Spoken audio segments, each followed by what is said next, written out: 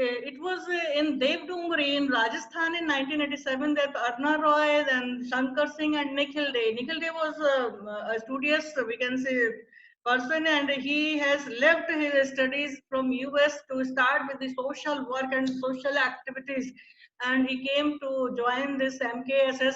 This is Mazdoor Kisan Sangathan, Shakti Sangathan movements and dharnas regarding right to information. They started working on that, and they continued for that for years together. And it was only when there was a report published in the newspaper by two journalists, Harsh Mandar and Abha Singh, and that was made public. And after that, we can say first ray of hope was seen in the name of this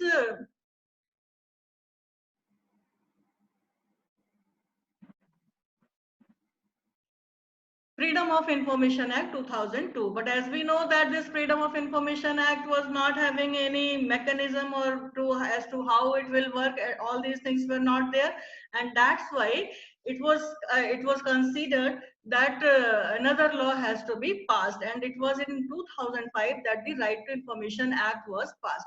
But before the passing of this Right to Information Act, the Supreme Court didn't stop working or interpreting Article 19(1)(a) so as to include freedom of speech and expression, and that's why after this SP Gupta case in 1981, another case was decided by the Supreme Court in Secretary Ministry of Information and Broadcasting versus Cricket Association of Bengal. It was of 1995 judgment, and you may be aware of the facts of this case, wherein the producer or the organizer, he has filed a petition that it is his choice that from which person or which authority he wants to make it a public. That is, the cricket match was to be shown on the television and all this, and that he has given this power or to the a foreign person, foreign agency. Which was challenged in the court, and which was for which he was stopped, and the court said that freedom to press is one of the fundamental rights. This press has included media and within its jurisdiction.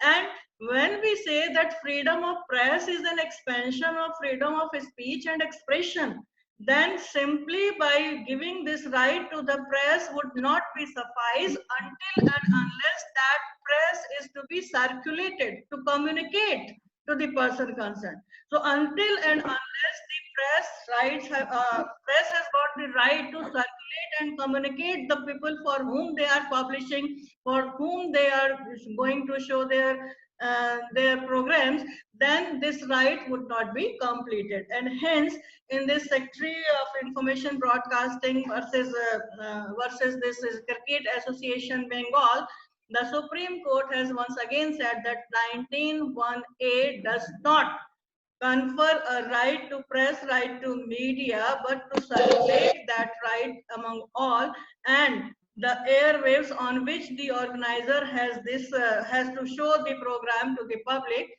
then it has to be given to the person, it has to be made known to the person concerned, because they have the right to be informed, right to receive the information. It is not only right to impart the information, it is the right to receive the information. So all these must go, and therefore 19(1)(a) has been further expanded by the Supreme Court, in this case by Justice Bhagwati once again. And again we can say that after this West Bengal case, another case which was decided by the Supreme Court, that is of the Dinesh Trivedi Dinesh Trivedi versus Union of India. It was of 1997 judgment. Now in this case, one committee was appointed by the Government of India in 1993, July 1993. And then Vora, he was the Home Secretary earlier, and the committee was appointed. And this was a matter related to the criminalization in politics and the criminal background of the politicians. And the report was submitted in 1995, July. Now, in between, there was a murder of one of the ladies that is known as the Naina Sahani, and that has raised the issue regarding this freedom of information. and the publication of the report which was submitted by Bora Committee. Now, the case was filed before the Supreme Court relating to the backgrounds of the person concerned who are contesting the election and their criminal, we can say, relations with the criminals in the politics. This was the issue. And the Supreme Court here in this Dinesh Trivedi case, we can say, told that the information is one of the basic fundamental right under Article 19(1)(a). And if we are not going to disclose the report, then simply it would be violating the right which is given under Article 19(1)(a) of the Constitution of India to all the citizens concerned.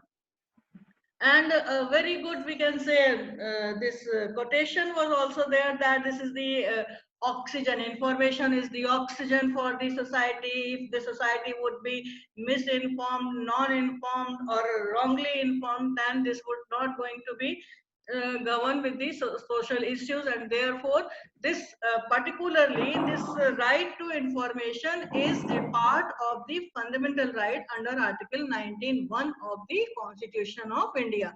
So Dinesh Trivedi was the case wherein the court said that this information is the oxygen for a democracy, and this is also work as a disinfectant.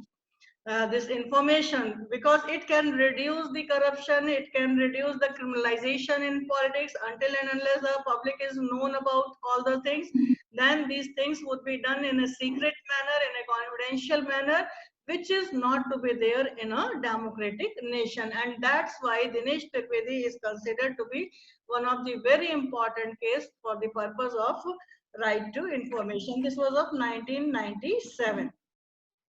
Now, after this judgment, the Supreme Court has further extended as to what is the right to information. It is only for the citizens, or it has been expanded to some other persons also.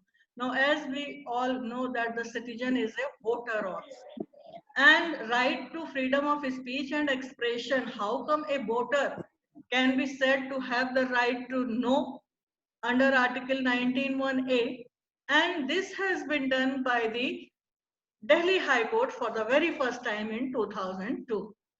The case was Association for Democratic Rights versus Union of India. This was the first case wherein the High Court of Delhi said that a voter has a right to know the antecedents of the public.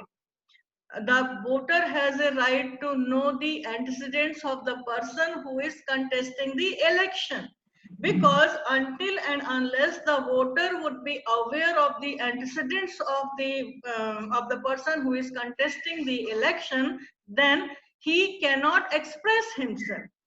Now, what is the expression then? So simply the court said that voter has a right to speech and expression, being a citizen, and he expresses himself through the ballot. And once he is opting for giving the vote to a person who is contesting the election and is not knowing anything about that person who is contesting the election, then he cannot express himself properly. So it is required that a person who is electing, who is contesting the election, his whereabouts must be known to the person who is voting. And if he is not having the knowledge about the person, then he cannot use his freedom of speech and expression by giving the vote in favor of contestant 1 or 2, as the case may be. So the court, High Court in this case, has given certain guidelines and directions that these things should be there.